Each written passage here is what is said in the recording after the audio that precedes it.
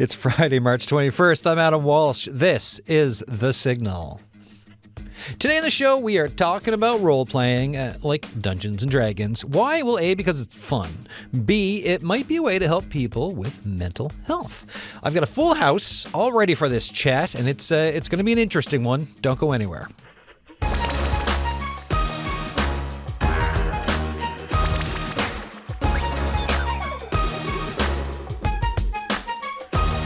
Well, if we're doing D&D, we got to get into the mood, and for those of you who don't know what it's about, you will shortly. So let's roll with this. There we go.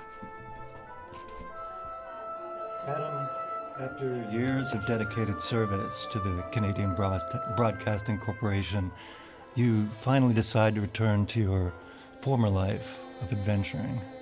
You set out on the road with little more than your worn traveling clothes, a week's worth of rations, a commemorative dagger that you were given for your service to the CBC, and 50 feet of hempen rope. You've been traveling for days now, on foot, on the trail of a fish merchant whose disappearance you've been paid to investigate. You currently find yourself before a two-story, decrepit wooden structure. It has a sign outside that names it the Great Auk Inn. You're here to meet your former traveling companions in hopes that they'll help you in your quest. What would you like to do? You're currently standing outside. I guess I go in. Okay. All right.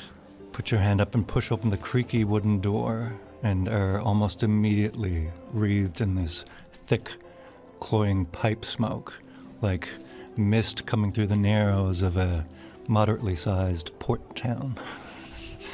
And as you peer through that smoke, you eventually see in a table in the corner, amid all the din of people laughing and talking and drinking, the shapes you can make out of your three former companions. The most noticeable is a very tall blue dragonborn who seems to be sitting very properly upright, is nursing a tea and looks disdainfully at most of the people around him. He catches your eye and says, "Oh my God, you really did come." Pyros Fulmanthus, pleased to see you again, Adam. Nice to see you again. You look the same. I always do. It's what eternal youth does to you. Next to Pyros, your second companion. Wow, holy cow there, guy. It's Adam, hey. It's your old pal Dee, hey, guy. Up here in the spine of the world, I'm just so glad to see you here in Newfoundland. You know, Dee likes to get the pucks in deep there, guy.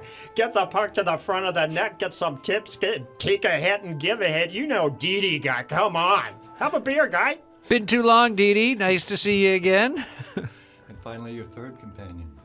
You see a tall, somewhat elven, but blue and fish-like, covered in plate armor that is just decorated to the nines with seashells and sequins. And she says, hi, what was your name again? I recognize you, but I just meet so many people. Oh, Adam. Hi, it's me, Smashly. That's with a Leigh, and there is a C in there somewhere. Hi, Smashly. Hi, it's so good to see you again. Oh. And for the next half hour or so, you four reconnect and discuss the coming quest. All right. And scene, I guess. Thank you so much, folks. That was great. All right. That was excellent. And I honestly had no idea where that was going because Arlette lined up the show. And I was like, I'm just going to roll with this. Joining me here, like, speaking of rolling, so we've got... all right, well, there's a lot of explaining to do for exactly where we have and what we're doing here. Mark Callanan, poet laureate of St. John's, is here. Craig Power, fiction author, recently published Total Party Kill, a poetry collection that touches on addiction, trauma, poverty, recovery through role-playing game, through Dungeons and Dragons. Jason Wells, artist and drag performer, a.k.a. Irma Gerd, and psychiatrist Dr. Hilary Alteen, who is currently researching the role of dramatic therapy and role-play in the treatment of severe and persistent mental illness. Hello. Hi. Folks, thanks for coming in, and thanks for that awesome start to the show. I've never done that before. Can we just play for the next hour? So That'd be game. I kind of would love that, because once it started, I was like, this is a lot of fun. And I've never played D&D before. And so this is really neat. And We'll forgive you, Adam. I know, right? I feel like, it's like, how could I not have done that? Mark, you pitched the show, right? Because me and you've been on the show before. We've talked, and I always say to guests, right, when they come in, I'm like, anytime you've got an idea for a show, just get in touch, right? If you got some extra voices, because the way I look at it, one person in Newfoundland and Labrador, each person has a community or communities around them. And this show loves to explore communities. And you really took that and ran with it for today, and here we are. I'd like to think so, yeah. So tell us a little bit more about that pitch and what's all around us. Okay, sure. So this idea came to me, I guess, because Craig had published his book last year, Total Party Kill, which I was able to help him out with a bit in terms of shaping it. And it's a fascinating thing. When I read the initial poems, they were like not quite like anything I had seen before, because they use sort of the tropes of Dungeons and Dragons and like broader fantasy, which if you've ever read Lord of the Rings or George R.R. Martin or anything like that, Game of Thrones, you know, like the kind of high fantasy tropes. And so he's using those to kind of explore, you know, issues of trauma and addiction and this sort of thing, and phasing in and out of that reality and his own reality. And so it was a fascinating beast to me. So I wanted to kind of talk then, I guess, about role-playing itself and what role that might play in one's own mental health, but role-playing in the context not only of role-playing games, tabletop role-playing games, but also in the context of poetry or art generally, or drag, or any of these things like in which we kind of try out different skins or different modes to explore aspects of our own personalities.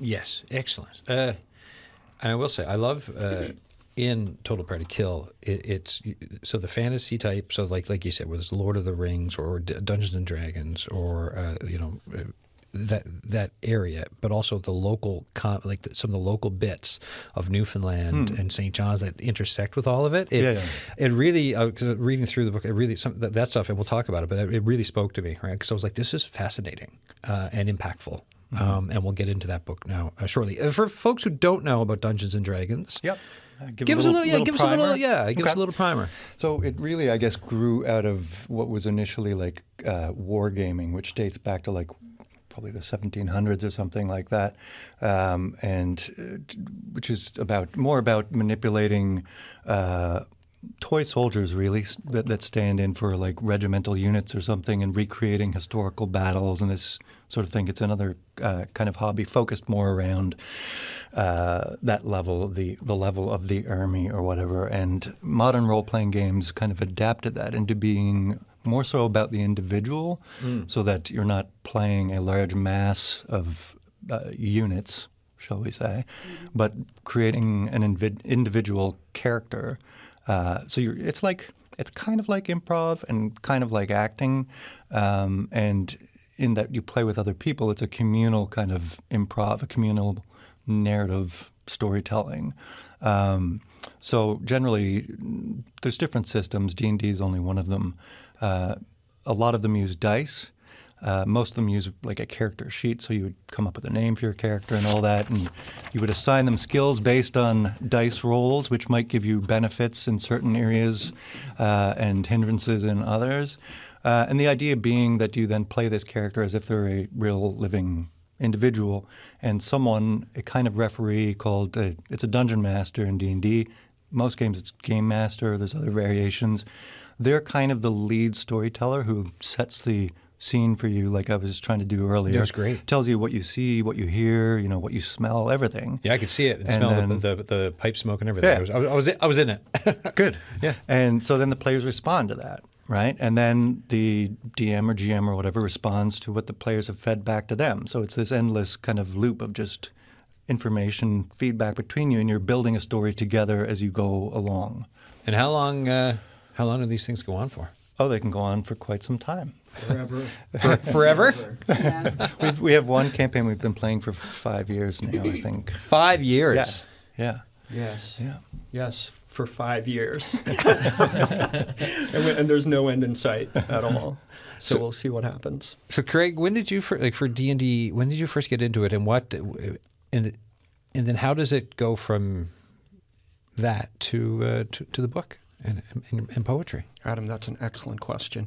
I got into D&D probably too young. I was probably like 8 or 9. Okay. And I had an older cousin who turned me on to it. I'd go over and stay with him out in Mount Pearl. And he'd be like, basically, I think he was like 13. And he wanted to act out his violent fantasies in a safe way, is my assumption. So he wanted me to play this game with him. And almost immediately I got hooked, I have an addictive personality. And so we really got into it, and I was really into it right away. And that's basically how it happened. And I played it like my whole life, pretty much. And, it's just really appealing. Okay, this is where the conversation takes like a dark turn. That's okay. But, thanks. But around the same time that was going on, that I was getting introduced to D&D, it was like my parents were splitting up. Yeah. And my dad was an alcoholic. And we grew up in poverty. And it was just like violent and chaotic. It was pretty tough as a child. And so I found that D&D offered this sort of escape. You know what I mean? Just from the intro to the show, I know what you mean, right? Yeah. Like it's a different world, and it's just you're not where you are right anymore. You're somewhere else, and it's a world that is one of your choosing as opposed to the one you're living in that has, in this case, multiple layers of problems. Totally. And so it was a way by which I could it was escapism, but it was also kind of like processing things. And so that was like D&D was a kind of survival technique. And then I discovered other survival techniques, Was for your character in it, is your character ever like the former you want to be? Or is God, it no. Or is it just what is it? Yeah, just tell me what it is. I think not necessarily. Yeah. I think that it is what's appealing. What I've found appealing about it is that it allows one to explore with friends. It's a collaborative storytelling. You're sitting with your friends. Safe space exploration. Exactly. To explore like aspects of yourself or things that you're curious about. Not to be like grandiose, but it's like, what is the meaning of being alive, Adam? Yeah. And I'm not saying... I mean, that's not grandiose at all. But, I'm not saying that everybody who's playing D&D is asking that question necessarily, but it does raise those questions when you're creating this entirely fictional imaginary life. And you become that character, or at least I become, speaking only for myself, I become that character to the best of my ability. You know what I mean? Yeah. So I really invest, and it's a blast. And I never know, even on live radio, I never know what the hell is going to come out of my mouth next when I'm playing D&D. On live radio, I find that really scary. Yes, no. So do I. And before I go to the other two, just tell. So then, how do we get to this point? Because I'm holding this, like I said, a great book, Told to Party Kill, poems, Craig Francis Power. Yeah. Great middle name, by the way, same as me. Oh, beautiful. See? It's good. Great. My older brother wanted to call me Frankie. Which he never did. That's how I got the Francis. Frankie Power. Yeah, Frankie Power, like the real name. In another word, I'd be Frank Walsh. You'd be Frank Power. We could still be having the same discussion, though. Just a couple of guys on the radio, eh? So what happened was I sobered up, or for the millionth time I was attempting to get sober. Yeah. And I was like playing D&D. And I had this really hilarious character, not this DD character that I was just busting out free, but another guy. But his accent's too hard to do. And so And I started writing monologues in his voice to amuse my pals who I play D&D with, okay? And that was my intention. But as I started writing them, I found it wasn't very long before aspects of my real life and my struggle for sobriety started to seep into what I was writing. You know what I mean? Yeah. So they were based in this D&D world, this fantasy world. And then, there'd be a stanza about like going insane because you no longer have that substance that made you feel okay, Yeah. And so, I've published 3 novels, but I hadn't considered myself a poet at that point. But I happened to play D&D with the poet laureate of St. John's, Newfoundland, and Labrador. So I sent him a couple, know, and I was just like, check them out, what do you think? And unfortunately for us all, he came back to me and he was just like, this is something really special that you're doing, and I think you ought to continue writing them, and I would like to help you. Which he did. So that's how the book came about. All right. Total Party Kill, Breakwater Books. Jason Wells, what about yourself when it comes to D&D and your entry point and what it's meant to you? Yeah, I started playing Dungeons & Dragons when I was in maybe junior high. And at that point, I was very introverted. I was a nerd and had no social skills. And this was like, I made a character that was the most generic you could do. I'm like, I'm a half-elf fighter and I've got amnesia. I don't remember anything. So I did no work on that character. And I just would walk in and swing my sword and be like, I'm doing it. I'm playing the game. And I didn't love it. Yeah. And so I played a couple sessions and was like, this is maybe not for me. Cut to like 15 years later, I've had a whole change in my life. I started doing drag. I've built up this confidence, this whole other persona that I like go out into the streets of the world and act like I'm Irma Gerd. Yeah. And this is a real person that I've become. And, I play as this character out on stage and interact with people in a way that I would never interact with if I were to see them on the street or out of drag. And then I start playing Dungeons & Dragons again with this newfound confidence. And I'm like, I can make characters that are anything. I could be rich. I could be mean. I can do whatever I want, and there's really no effect. There's an imaginary effect. An imaginary bartender is going to be mad at me and kick me out of their imaginary bar. Not like all those real bars I've been kicked out of. So highly relatable.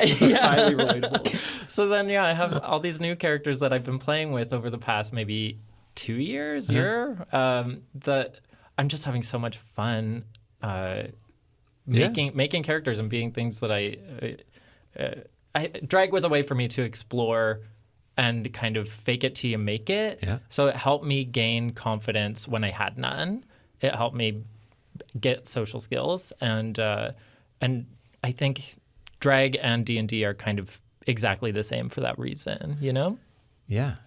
So you can pretend to be a very charismatic person when you're not actually, and you're like, I say a thing that's very inspiring. Yeah. And the DM might be like, can you give us like a bit of a gist of what's the thing that you said? And you kind of make up something, and it's actually not that inspiring. But you rolled a really good number on your dice, so we all believe, yes, it was.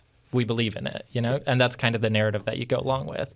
Eventually, after doing that like 5 or 6 times, it's not, I say something inspiring. You will actually know the words to come up with, Yeah, and you're trying on like a mask or outfit and exploring the room of something that you're not necessarily, but you might be, but you don't know. But you can actually do that through the game. It's a safe space to just play. Yeah. Yeah. Really cool. Dr. Hilary Alteen, what about yourself? So I got into D&D kind of backwards. So I'm a doctor. I worked really hard to get into medical school. Applied multiple times to MUN, didn't get in multiple times. And after applying I don't know, I think it was like third time or something, I was like, okay, I'm fed up with this. I'm going to Sci-Fi on the Rock. I don't care. I was promising myself that when I got into medical school, I could then do all of my weird hobbies. I was like, nope, I don't care anymore. I'm going to Sci-Fi on the Rock. So I went to Sci-Fi on the Rock. And the first panel I went to was about live action role play. And I got hooked. badly hooked. I created, like, I showed up to my first LARP game with, like, nothing but, like, the clothes I was wearing. And now I have, like, a multi-part kit with armor and everything. So I started playing D&D as a way to continue role-playing when it wasn't LARP season. So yeah, you got really into it. Oh, Like- yeah. Like beyond, yeah. Okay. Oh yeah, no. I'm like when I play D&D, I'm usually like I'm not dressed fully like the character, but like there are certain postures and things like positions that I'll assume that my characters have that I don't, and that's how I kind of get into things because physicality is very important for me. So then what happens? You get into it. So you do the med school thing, and Yep. you get into this, and then what?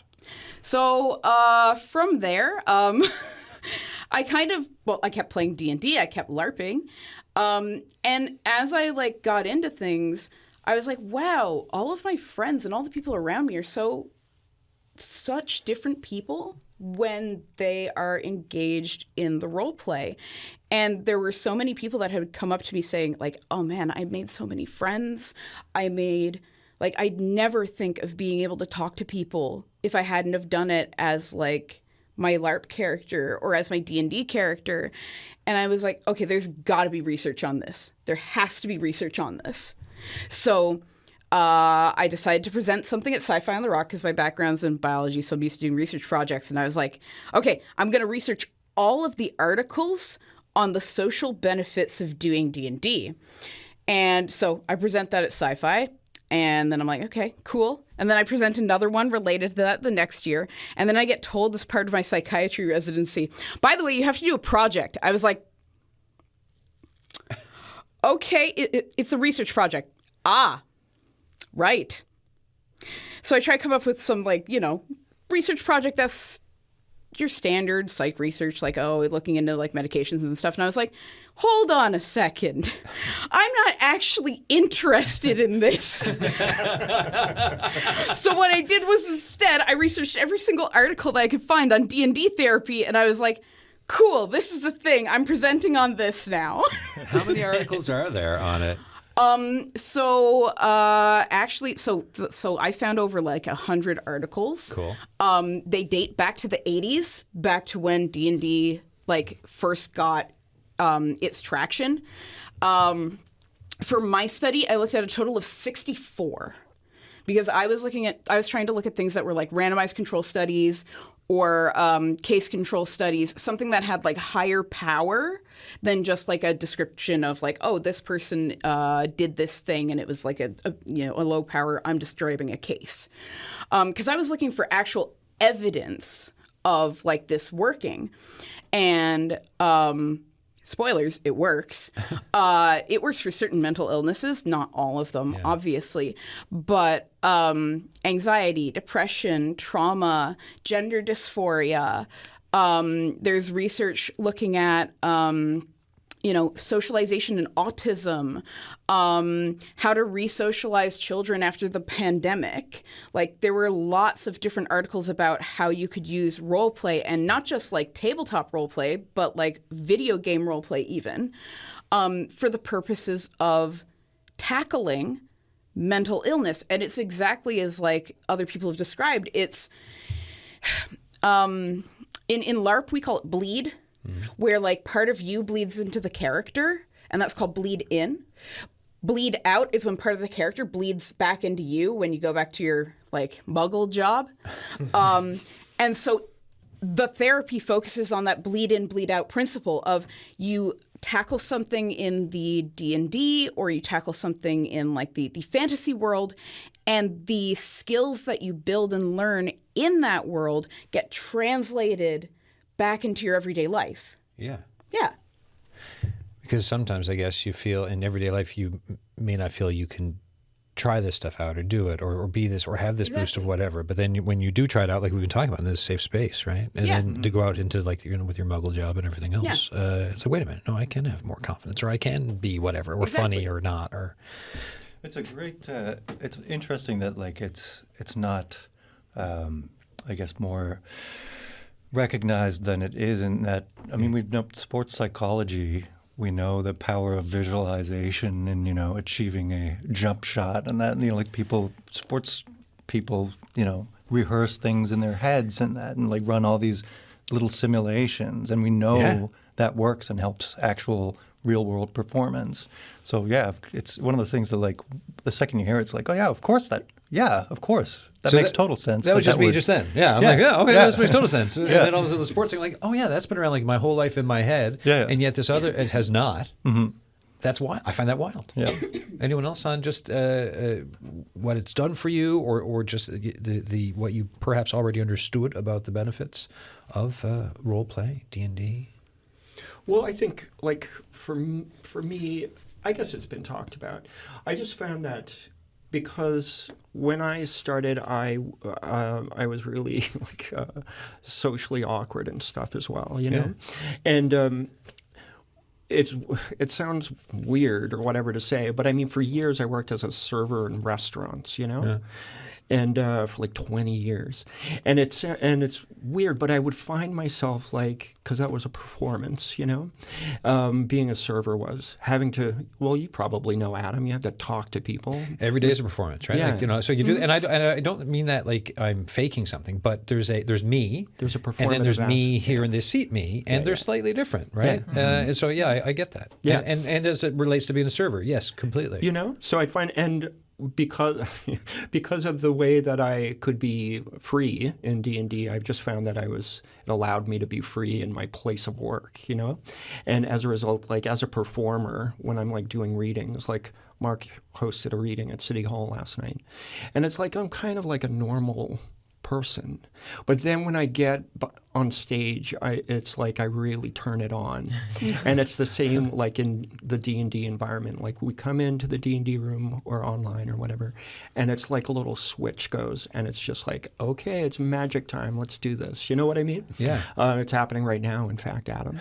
And so that's something that I found like that. I love that bleed in, bleed out thing, because I can really identify with that, like, and certainly as it pertains to my book, there was a lot of that going on, carrying a character around with me, and then the character carries me with them. I've just never thought about it in such a helpful way before, because, well, even with politicians and stuff, you say, oh, like, so someone in media or politicians, you'd be like, oh, they're on, right? So they're on, they're out and about, the grip and grins, hello, here I am, like the politician, or here I am, the media person. But I've only thought about that as a way of just the little character they've created to function out and about, right? But I've never thought of it as, well, how helpful can it be with mental health, or just some of the how you want to develop as a person to just be able to function, survive, exist, and maybe even thrive out and about, because I just didn't start back far enough. I just saw kind of the end result for sometimes with the masks that we will all wear out and about. So then what were the responses from like your colleagues? Okay.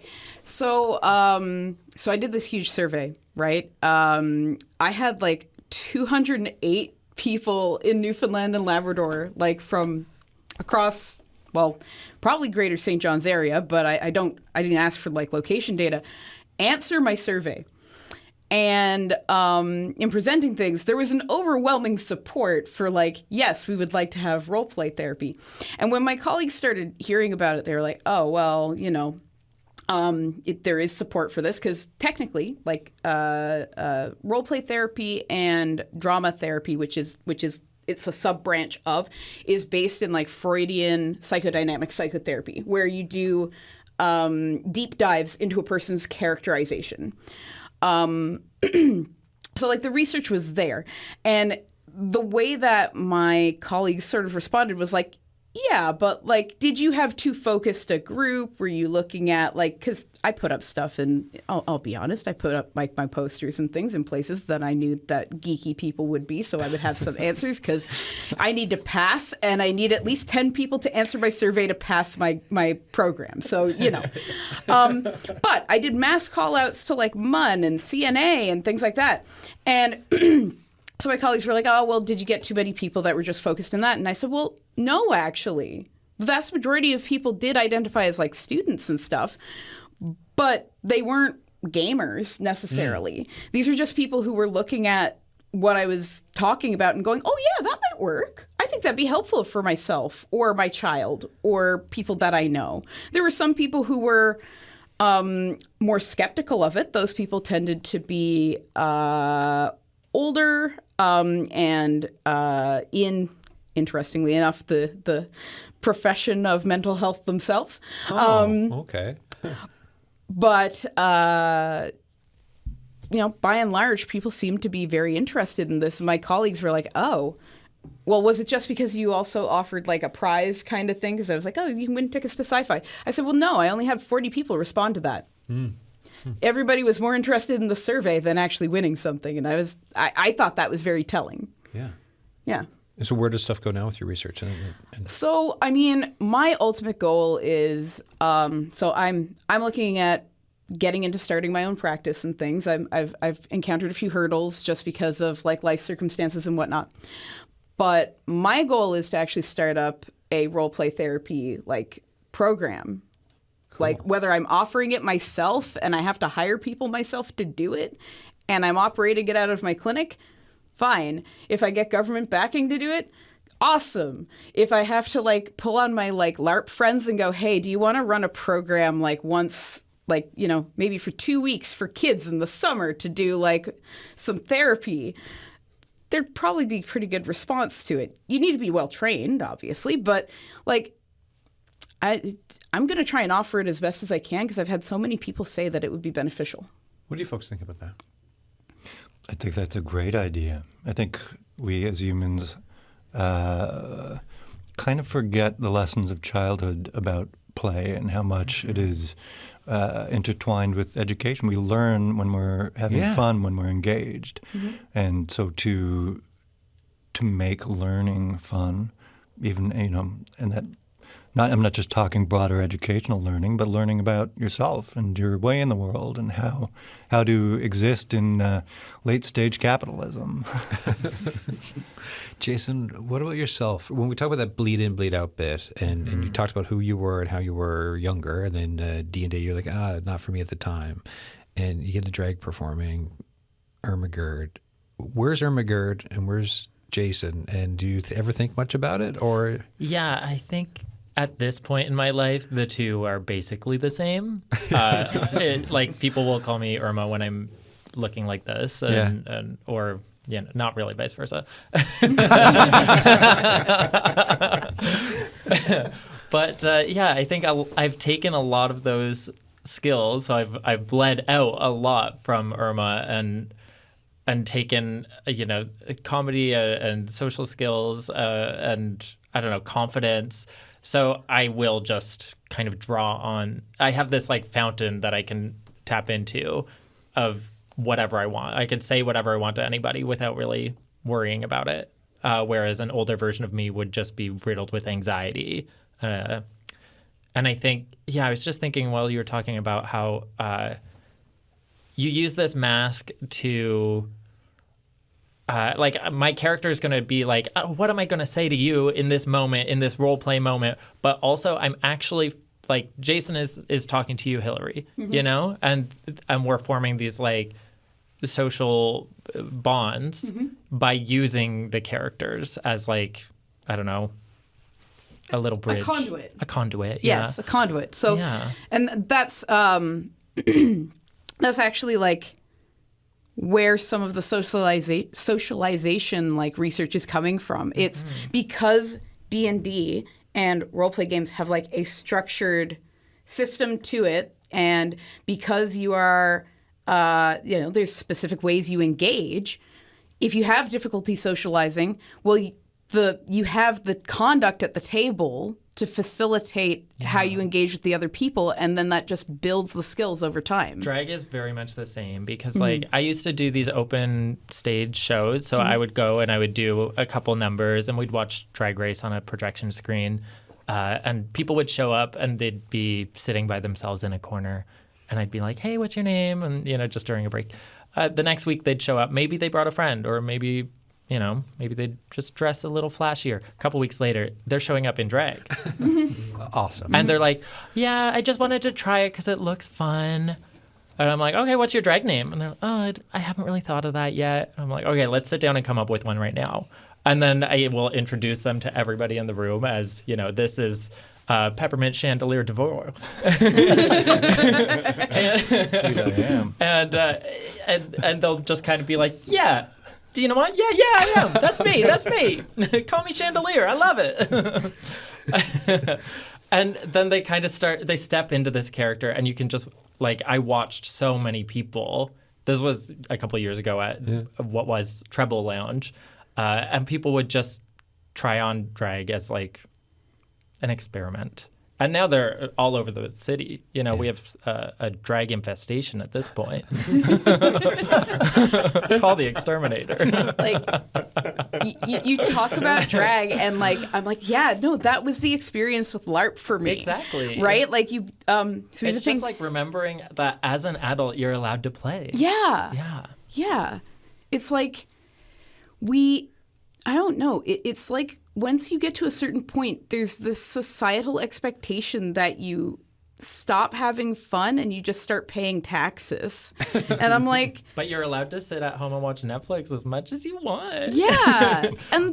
But why can't you go out and do cool things like drag or dressing up like an elf and running around the woods for hours on end? And once you watch so much Netflix, you're like, I can't do this anymore. So what you got to do is find a group of friends and just make up a story and run with it. Yeah. Yeah. Improvise it as you go.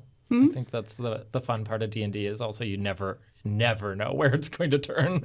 Yeah, that's totally the case. And I think that's that you've hit upon something that's so key to it that I have found, over the years, is that, by definition, it's, it's a group activity. You're with, usually you're with people that you know and that you trust. And that is something, we lead in many ways such kind of solitary lives, we're really atomized in many ways. And it's kind of, almost quaint to have an activity where it's just it requires this group of people who we've all agreed that these are the parameters of this experience that we're about to share.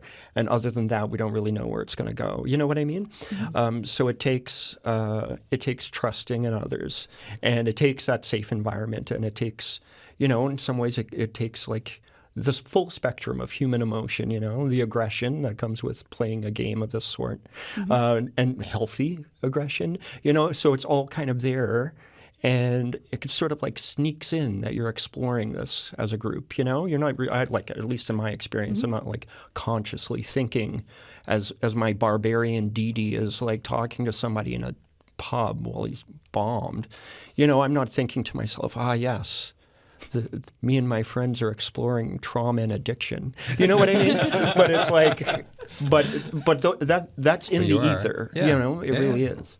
Well, I mean, that's the whole point around session zero, right? Yeah. So what's session zero? Session zero? Okay, so when people typically start a game up fresh, they'll have a session zero where they talk about these are the topics that are okay to bring into game. And these are the topics that are not okay to bring into game. So, for instance, as you said, nobody talks about, okay, yeah, we're in the moment going to say, oh, yeah, well, we can talk about trauma now. No, session zero is where that actually happens. So, for instance, when I was playing a game with friends, we said at our session zero, hey, we don't want to have any sexual assault in this game. Yeah. We don't want to have to explore, severe trauma in this game. But we're okay to explore violence, fantasy violence, etc. And if our characters get into some tough scrapes and some enemies do some nasty things to them, I think we're okay with that. It's just as Craig was talking about, it's you don't kind of explicitly state it, but you can if you want to. And that's sort of where the idea of directing where you want your play to go to. It's a fantasy world, and you can set up whatever parameters that you want to exist in that world. That's what I'm trying to say. Exactly. Yeah. I mean, homophobia and transphobia is rampant in this real world that we live in. But in Dungeons and Dragons world, we can be like, oh, that's not a thing. No, it doesn't exist. Like everybody can be queer if we want it to be, or it can exist in whatever way. Because when I play, I'm like, I don't want to deal with somebody being homophobic. No. I don't want Yeah. that. Yeah, of course. Yeah. And some people, some players will be like, oh, like you can't do that because whatever reasons that they are carrying from the real world. Yeah. You can't do that because that's not, this Strahd, the vampire lord of Barovia, would not be into a man. But in the game that we're playing, he has an ex-husband. Yeah. He is now because we just said it.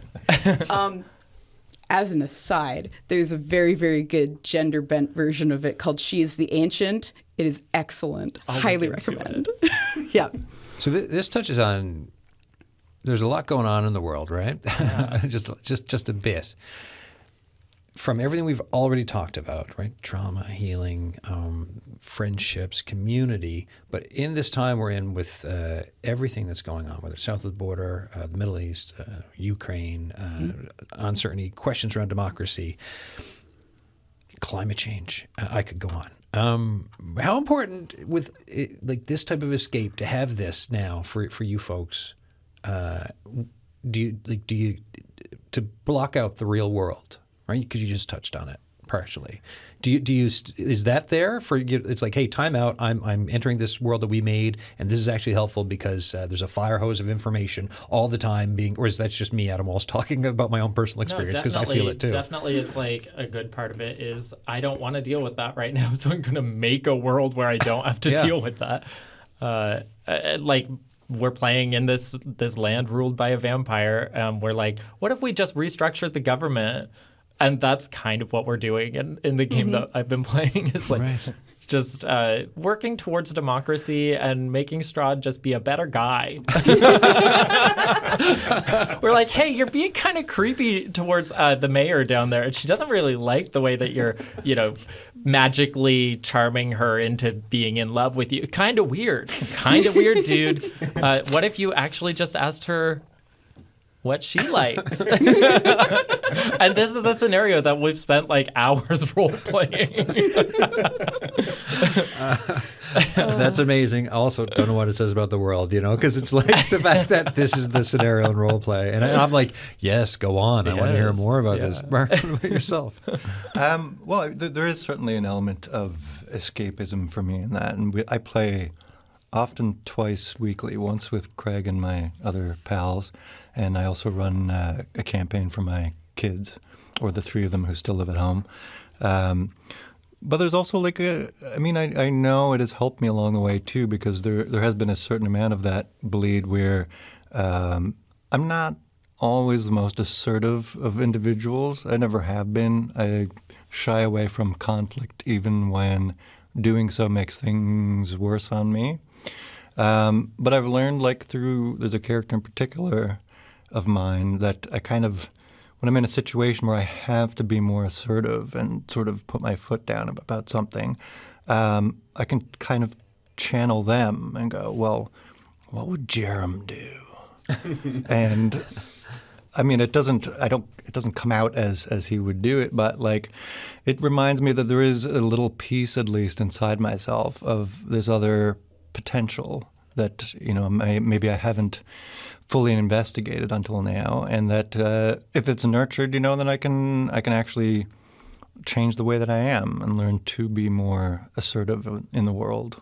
Well, I think that's for anyone listening. I mean, that's such a great takeaway. Even if you're not, if you're not into something like Dungeons and Dragons, right? You could you could easily get into it from what everyone here has been saying so far today. But also just that pause for a second of self-awareness. Like, wait a minute, how am I reacting to this? And you could put that anywhere in your life, right? Any bit of friction, any bit of anything else. It could be with your kids, your colleagues, anything else. But just to stop, think, maybe listen a bit more, and then react. Yeah. But it's so great to have a conduit through gaming that's led you to that, I think. Yeah. It's very much like it has overlap for me with poetry in my life and its role in terms of being a lens with which to examine not only myself, or selves, really. I think the idea of a singular self is pretty outdated at this point. But myselves in relation to other selves, poetry allows me to examine that, and this game does too. Yeah. Craig, what about yourself? What about me? What do you mean? Anything. What? Give me something. I think I was just zoned out. I got lost in Mark's eyes there as he was talking about poetry. Me too. I have no idea what he just said. Yeah, no, it was really nice. No, I found, I can't say with any certainty, Adam, that D&D will save the world. You know. That's not certain. But hold on, let me just roll the dice on that one. Yeah, there we if go. you get a nat 20, then maybe I'm wrong. I got a 5. Okay. Well, is that bad? Unfortunately, I'm correct. I guess to a degree, as Mark was just alluding to, I found that as an artist, there's this question about its ability to, its political potential. And I'm one of those who believes that everything is political, Kind of is. It is. Yeah. And so while I'm writing, like when I was writing this collection of poems, or, I don't think that what I'm writing is going to affect Gaza, unfortunately, or Ukraine, or necessarily going to change on a mass scale how people feel about the society that we've created, But what I'm doing is better than nothing, Yeah.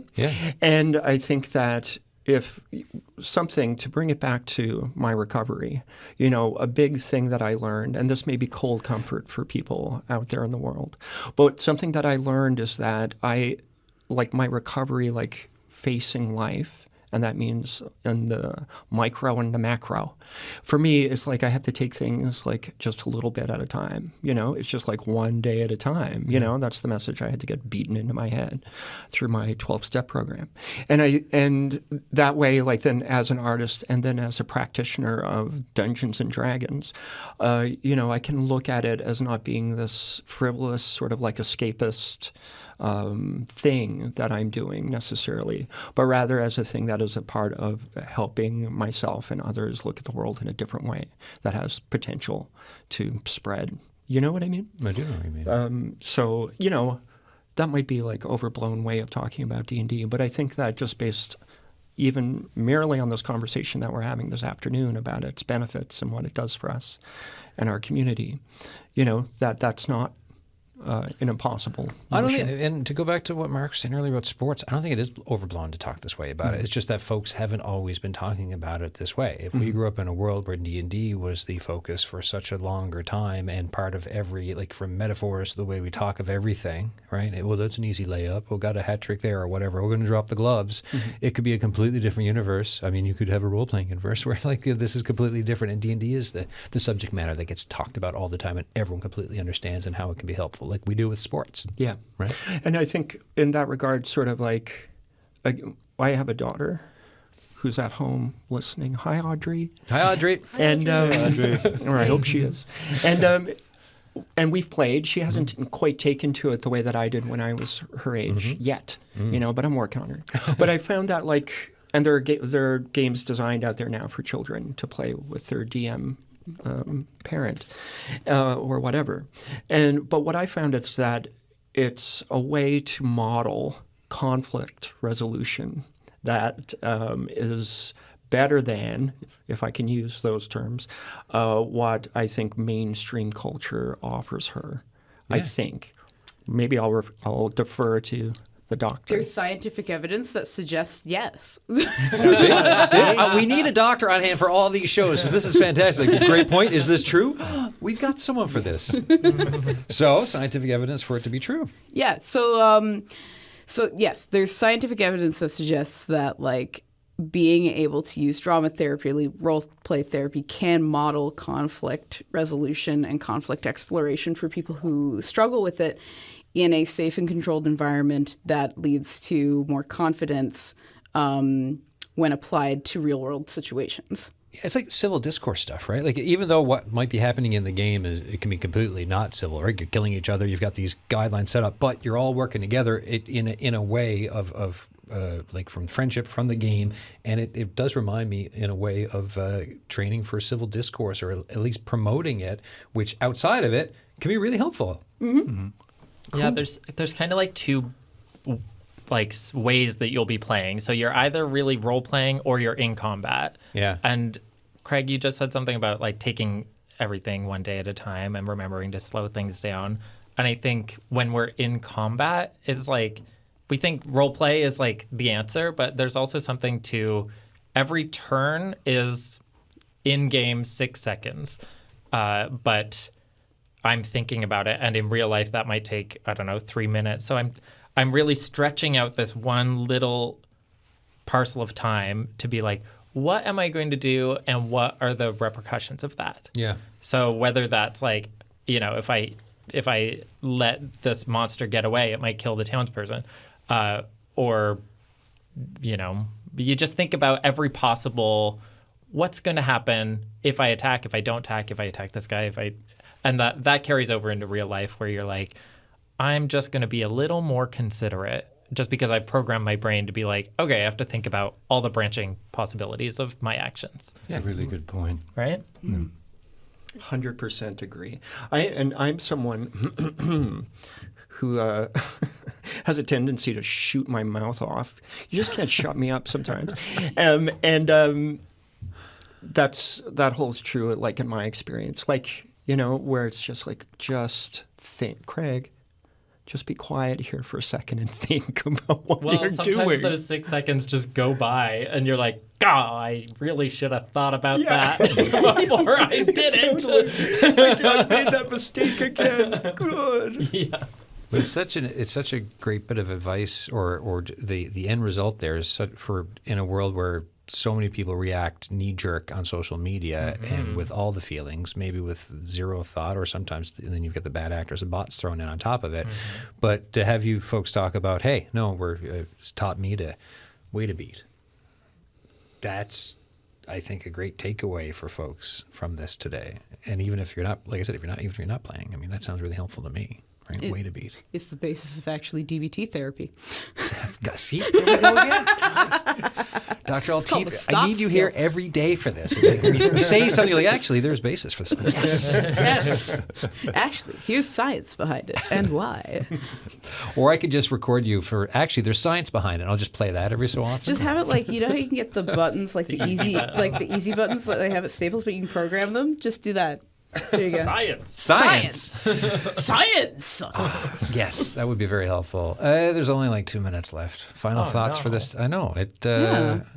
Only 2 minutes left of this hour, and then we go into the second hour. That's right. Yeah. Well, what I'll do, and we'll keep rolling, because this will help me for Monday's show. I'll just do this on Monday. We'll roll for another hour. And I'll be like, hey, thanks for joining us for part 2. We continue with the quest, right? We're in the bar, all the characters, right? Like this is, there's lots to do here, folks. Anything? I want to just celebrate Craig's book. It's incredible. Yes. And we've been talking a lot about bleed in, bleed out, and I think your book just captures that so well. Yeah. It's like we're, slipping in and out of what am I thinking in game and what's my real human brain thinking. I think that is just so well encapsulated, and I just want to say, everyone, go pick it up. It's incredible.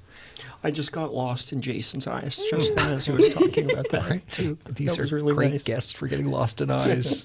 And everyone listening, if you would like a copy of Total Party Kill poems, Craig Francis Power, I will draw your names out of a hat. Email thesignal@cbc.ca, and one of you I will mail, and I promise I'll do it within a couple days this time. One of you will get the book next week. So email thesignal@cbc.ca for a copy of Total Party Kill. Breakwater published it, hey? Breakwater Books, yeah, that's right. Excellent. Shout out. And so Arlette, I think, just typed in, you can roll a D20 dice to see how well you did the show, LOL. I've rolled 2 dear. on this dice twice already, so... Nat 20.